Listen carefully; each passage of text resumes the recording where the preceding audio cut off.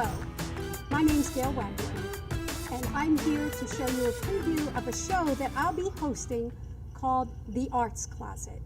We'll visit the closet each week, and we'll take out something special, like a visit to a theater, a museum, a dance, music, whatever is happening in the arts up and down Delaware, and especially in our great city of Wilmington. Now today, I've got two special people in my studio, and we're going to talk to them about an upcoming festival at the Chapel Street Players in Newark. The Chapel Street Players was formed in 1934, originally as the University Theater Group, and they're going to perform something very special this weekend, the George Cope 24-Hour Playwriting Festival. Now first I'm going to talk to Joe Pukash, and he's going to tell us a little bit about it. So Joe, how did all this get started? Tell us what happens during this festival. Sort of long story short, about 7 or 8 years ago, George Cope came to Chapel Street and wanted to start a writers group. And it was basically going to be for playwriting to begin with, and we kind of expanded it to we do screenplays now. It basically started in the basement, and now we've got about 10, 12 active members that come monthly. And you know, we basically bring their scripts and people get a chance to read them, and we have some actors who come in and help out. So you really, as a writer, get a chance to hear your work performed. About 3 years ago, we decided we wanted to put on a festival, basically to get a chance for the writers that have been coming consistently to basically have a chance to hear their work performed. You know, it's not always easy in a regular theater to get short plays done. So. But this one's a little different, isn't it? They don't bring in an already written work, do they? No, the beauty of this one is that we actually write, perform, rehearse, and tech 6 entire short plays in 24 hours. What was your inspiration to do it this way? This was, I come from filmmaking, that's my background, and for a number of years I had done the 48-hour film writing, or I'm sorry, 48-hour film festival, where basically you'd shoot a film in 48 hours. You'd write it and do the same thing. So we kind of took that as a cue and decided, well, we don't need 48 hours for this, we can knock it down to 24, and it just basically kind of went from there. And we have actors that show up, basically they bring a prop, they pitch the prop. We have 6 writers, 6 directors. We pair them up together, and after the actors do their auditions, the writers and the directors basically do a fantasy football draft, is what we call it, where the actors get picked for different projects. The writers know how many actors they have the right for, and basically we send them off, and they have 12 hours to write a script. They send it to me in the morning. I make copies, send them to the directors. The directors meet up with their actors around 8 or 9 o'clock, and then they rehearse during the day. I'm sorry. So going back to them submitting the writing, do you edit it at all? Do you send it back to them for rewrite? Is there any censorship in this? It's not really censorship. We tell everybody it's a sort of family friendly. So we aren't doing anybody's David Mamet F-bomb laden script here. We want people to come and have it. It can still be edgy, but we're not saying, well, definitely don't do this. We do limit for time, just because we know how writers can write on forever if they want to. So we like to try to keep it a 10-minute limit. 10 with 6 shows. You know, it does. Okay. There's a little bit of give and take there, but we make sure it fits our parameters. And as long as it passes that, it goes out to the directors, and then the directors take over with the actors. So now you're saying that the actors, it's their choice to bring a prop? Yep. Now when they choose these actors, do they choose? Are they choosing actually the prop and the actor goes with it, or is it a little bit of? I mean, how does it work? I mean, if you have enough actors that you can do 2 or 3 rounds, is there a requirement that they have to use the first actor's prop? It's almost like your first round pick, and it's NFL football weekend, so this actually works well. Whichever prop is picked by the writer is what's used. That actor comes along with them. And then the second round, if they want to use 2 props, that's fine, but it's that first prop that really is the kind of the kickoff inspiration for what the writers are writing. What are some of the interesting props you've had in the past? Oh, we've had somebody brought a biscuit, somebody brought a scarf, We had somebody brought a resuscitation Annie doll, so it can be anything. It really, and even the person who brought the slip of paper, like she talked about, it could be a note, it can be a secret admirer thing, it can be a death note. You know, it's anything that the writer wants to basically take it from there, or whatever that actor actually pitched. We had somebody bring, it was really neat. It was a ring that could hold poison. Okay. And they wrote an entire piece around this couple poisoning each other. I mean, it really can be anything. Now, do these actors have to memorize the scripts? Nope, everything is on script. So basically, you don't have to worry about. I mean, that's the beauty of this whole week, is that as an actor, and you know this yourself, after 6 or 8 weeks of working with the other actors, the other directors, everybody starts getting angry with each other. There gets to be tempers flaring and just worn out. This is all done in 24 hours. So you don't have time to get mad at anybody. You don't have time to have that diva person really push the director over the edge. Everybody's there to have fun. Everybody just really pulls together and makes the weekend what it is. So it doesn't take away from the audience enjoying this. Not at all. They have the scripts in hand. Not at all. Flows pretty seamlessly. And the directors actually, I mean, there's movement. It's not just a staged reading. It's actually the actors, man, they put their heart into it. So do you make available set pieces or anything like that, or is there a set thing that they're only allowed to use? We give them like a base set of things: a couch, a table with 4 chairs, some coffee cups. We keep it really minimum, and then we let the directors and the writers work out anything more. So if somebody's writing a piece about Santa Claus, let's say, the director has to be able to get a hold of that Santa Claus outfit, the elves outfits, and whatever. If somebody's writing about a magical chest, they got to make sure that magical chest is there. So Okay. it's a little. We want the limitations of a bare stage and minimal stuff to really push the creativity. Okay, thank you. And just so you know, Joe is an award-winning writer and director and filmmaker. So thanks for that, Joe. Yeah. Now, the other person I have in the studio today is Brian Smith. Brian is also an award-winning writer. He is an actor, and he is actually moving into filmmaking as well. But for this, you're going to be a writer. Now, is this your first time writing for it? No. Actually, last year I was part of a team with 2 other great writers, and this year I was asked to separate from them and write my own story, which is going to be very interesting. So where do you get your inspiration for your story for this? Because it has to be original, right? Right. Whatever prop comes up and the actor catches my eye the most, and I want to try to craft my story around that one prop. Now, once you do your writing and you hand it over and you send it in to Joe, will the director talk to you about any of what your vision was for this, or are you just going to let this baby fly? Either choice is good for me. You know, I would like to have some dialogue with the director, just so we can get on the same page. So when they do the rehearsals, them and the actors can be on the same page. So yeah, I definitely want to have open communication.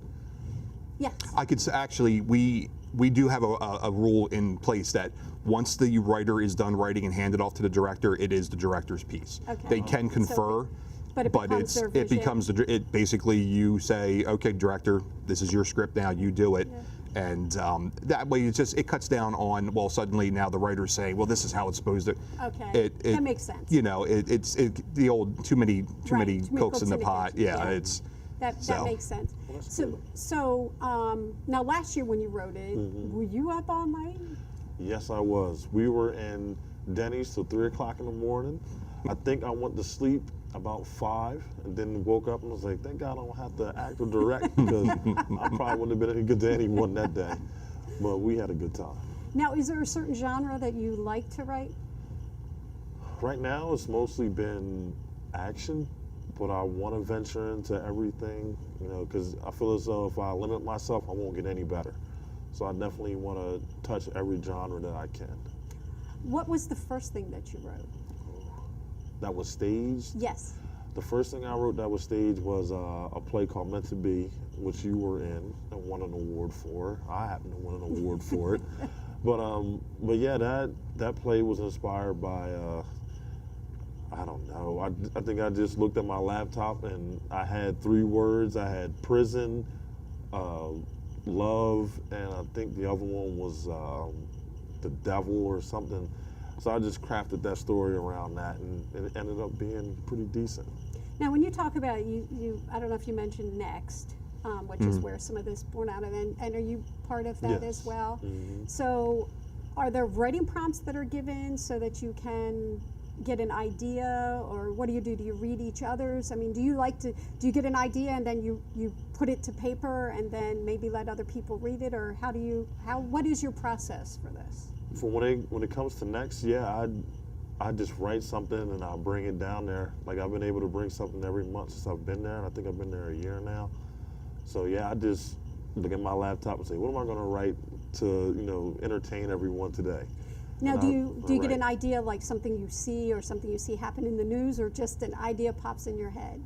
Yeah, usually it's inspired by the news mostly, and other films that I've seen. I said I would do this instead of that, and yeah, that's pretty much all my inspiration. Like everything, life period, just inspires my writing.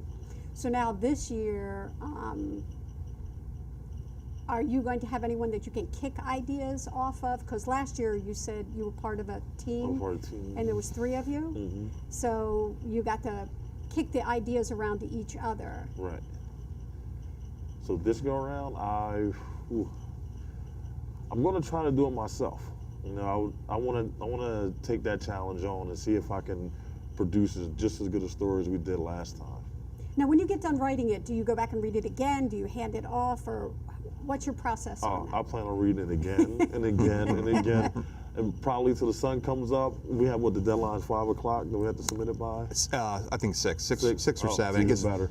So yeah, I'll have it. I'll definitely have a story done by then, but I guarantee I'll be read it 100 times before I submit it. So now, are you going to a coffee shop, or are you going to just stay at home this I year? want to stay at home. I want to stay at home so that way I can be closer to the bed when I'm finished. Yeah, but there won't be anybody to bring you breakfast, right? Oh, that's the bad part, I guess. Yeah, I guess I had to do all that beforehand. Now, you said you like the action genre. Now, that is, although we can see that some on stage, it seems like that's maybe more film. So, is there other genres like horror or love or? Oh yeah, absolutely. I wrote once that was staged, and it was sort of action thriller-ish, and that worked out well because we didn't have to have a lot of action. Just 2 people just happened to shoot themselves, and that was about it. But yeah, like I said, I plan on putting every genre on stage. Now, when you'll write this, and I don't know about, do you think of the costumes? I know, like, costumes one of my things, but do you think about the costumes and what is there? Oh yeah, like as soon as I see that prop and I see the actor, I'm gonna start right from there. I'm gonna be like, okay, this is what I need to do. Say this person brings in the skull, like someone did last year. I'm like, okay, this person's gonna have this skull, and I'm gonna have them do this. I'm gonna have them dress this way. Especially if I write something that's like Conan or Barbarian or something. Just have to make sure they're comfortable with being in something like that.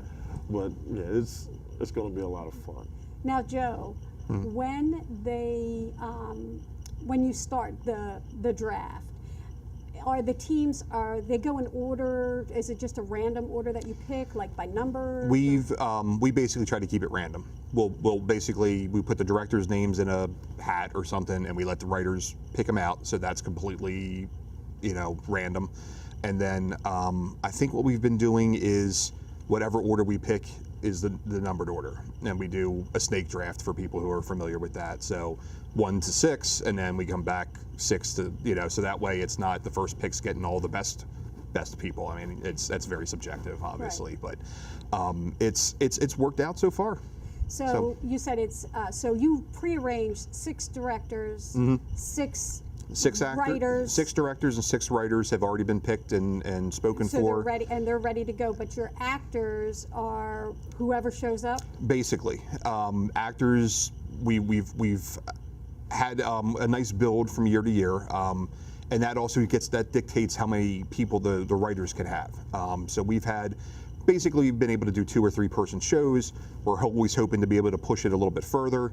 And we've built some momentum over these last. I mean, being this is our 3rd year, people have started hearing about this. People know about it from a creative side, and you do theater, Brian does theater, everybody theater people know each other. So the buzz is starting to get out there where people come up to me, they're like, man, I really wish I had known this was going on. Well, now you do. And so and once again, like I said, with the time period, you're not giving 6 weeks, 8 weeks of yourself. Right. You're doing one day, one night, and one day. So it's not as time constructive too. But if someone, say, they wanted to audition or they wanted to come try this, no experience is necessary, Nope, correct? not at all. This is a good chance that if you're an actor who don't get a lot of chances, this is an absolute possibility. We try to use everybody we've used everybody that showed up. In fact, we've had directors acting in other pieces. We've had the writers show up after writing all night to act in another piece, just because we've been trying to build up the actor body, the actor pool. And Is it possible for an actor to be in more than one, or you try to keep them down to one? That's a little hard just because of trying to schedule out the auditions and the rehearsals during the day. I mean, you really only have from 9 to we do a regular half-an-hour tech, and for people who don't understand that, that's putting the lights together and the staging and making sure that you know your entrances. So everybody gets a half an hour for that, which That's on the stage, but they can go and rehearse. yeah, ahead of time. they can rehearse during the whole rest of the day for that. So we've had directors rehearse all 6 hours. We've had rehearsals that they basically run it 2 or 3 times, and that's all they need. Yeah. So if you were going to tell someone to come and audition, it would be this Friday night. it's this Friday, April 26th at 7 o'clock at Chapel Street, and just come ready to do it. We basically everybody has a different technique. We've had people basically that feel like they're Shakespearean actors up there, and we've had people that basically are like, this is my prop, this is what it does, and if you want to pick me. If not, it's really no experience necessary. So Chapel Street is located on Chapel Street Players are located on Chapel Street in Newark. It's very easy to get to. Now, parking for that. Parking, we do have some parking in the back. I don't have the parking information nailed down yet for if we can use the park, so you might not want to use it. Okay, so there is some on-street parking. There's the parking lots that are there. There is municipal parking not too far away that is just a few bucks an hour. Yeah. And but anybody can come. And then if it isn't your thing, that you don't necessarily want to act, but you want to see a bunch of other people do totally original pieces, you can come Saturday night. Saturday 27th at 8 o'clock. We started off. We do 2 acts, basically. We do the first 3 shows. We do the second 3 shows. There's another fellow writer, Alan Harbaugh, who will be our MC, and he basically kind of keeps the crowd entertained while we're setting up the next show. And it's $5. I was just going to say, how much are tickets? It's for $5, and it's basically less than a 2-hour night. So you're really not losing. If you love original art, if you love theater, and that's one thing I didn't get a chance to say, the quality of these things are actually really surprisingly good.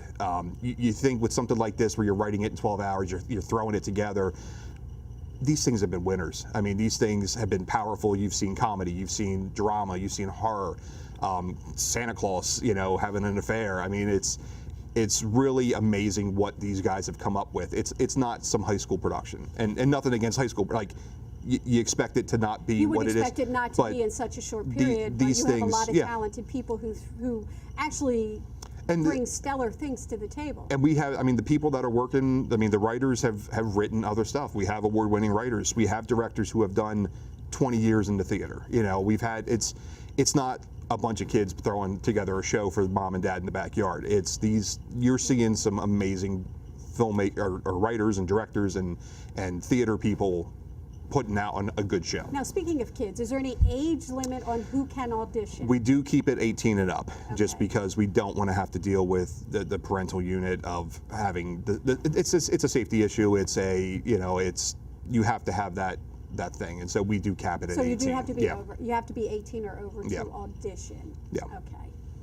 Now, Brian, What's next up for you? Next, I'll be jumping into the film industry, and with Joe, I'll be directing and writing a film called The Remedy, which would be a lot of fun. It's a short film, a short action film by a guy who just wants to get a massage, but doesn't go quite the way he intends it to. And after that, I'll be writing for another 48-hour contest that's at Reedy Point Players, and it's somewhat similar to this one as well. So thank you. I appreciate both of you coming. And if they wanted to get tickets, they can buy them at the door.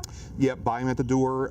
You can also go to the Chapel Street website, and we have our new season up. So there's a bunch of new shows that are going to be coming out next year. Tell us some of the new shows that are coming out. We've got, and you have to, I don't remember everything, but I know we do have Night Watch coming up in the fall. Lion in Winter, which is a well-known show. I'll actually be helping out with that one. They're doing a radio show of War of the Worlds and some other kind of fun Halloween stuff in October. And now, I'm kind of blank on the last couple ones. So you still have 2 shows to finish out this season? We have one more show. We One have more show. Pippin. It's going to be in in June. That's our fundraiser. So Okay. that is it's a musical for people who know, and we're actually sharing their stage. So you'll actually get like a little preview of what their stage is going to look like for their June production. So, yeah. Thank you. And will you be auditioning for anything else coming up? Because I know you act as well. Right now, I've just been so focused on writing this short film, and I want to write other films as well. So if I get the chance, I will. But right now, I've just been so busy with writing these films that I don't know. I'm hoping to. Fingers crossed. So now when you talk about these films, just to kind of change a little subject over to theater, because from theater to film, which sometimes they go hand in hand, but a lot of people don't realize how much independent film is done here in Delaware, and that a lot of the actors at Chapel Street and the directors and at a lot of our theaters, they also do some independent film locally. So when you do your independent film, is it something for you to show around here, to take a night to show it, or are you looking at doing something in a festival circuit? I know that we there's a group that I'm actually a part of. Gail is a part of, called the Wilmington Film Mob, and we are trying to help promote filmmaking in Delaware to a higher level. I mean, it's out there. I mean, people are out there making films. Actors are out there acting. So this is an opportunity for people to kind of corral talent, to reach out if they need actors, if they need a crew person to help basically mine the people that are in Delaware doing this kind of stuff. And We have a lot of talent around here. There's a to be able lot. to do it. Yes. For theater and film, and I think that there was a time when people always used to go to theater. That was the way you spent your social time. You saw people at theater, but it's so much easier sometimes to sit at home and not get up and go. But it is important to support theater here in Delaware. You'll see your friends, you'll see your neighbors, you'll see your coworkers, and you'll be surprised at the talent that you see up there. Yeah, it's really remarkable when, and especially like we said, it's a small community. We all know each other. We all go and do stuff at other theaters, and bringing this film world into that too is it's just a natural step, because you're going to use actors, and theater actors look just as good on camera as they do on the board. So it's a natural progression. Yeah. So did any of you want to have any parting comments about the festival? Anything else you wanted to share about the 24-hour? Who is George Cope? Oh, George Cope was he was a remarkable writer he was originally from Maine and came down to Delaware, as everybody who seems to end up in Delaware does, and came to our writing group a couple times, and really just he's the one who started the group. He had a group in Maine, was a writer up there. When he moved down here, wanted to kind of get back into it, started it, and Chapel Street was more than happy to have an original writing group. And he sort of led that charge for a number of years. George unfortunately passed away 2 years ago, and that's why we did rename the festival in his So his wife has been very supportive of that, and she comes every year, and you know, it wouldn't be there if it wasn't for George. So it's a nice chance to really give him the props that he deserved, and I think he'd be really proud to see that this is keeping his spirit alive. Now, for those of you who might not have visited Chapel Street Players, it is a wonderfully intimate theater. There's about how many seats? About 110, 120. 110 Yeah. seats, and I can tell you there's not a bad seat in the house. No matter where you sit, it's going to be good. So thank you so much for coming and visiting us here on the Art Closet. We look forward to taking something out again next week. And thank you to Joe Pukash and Brian Smith for being my guest today. I really appreciate you taking time to come and share your experiences and talk about this wonderfully different festival that's coming up. Thank you. Thank you. Thank you. And we look forward to seeing you again here on DETV.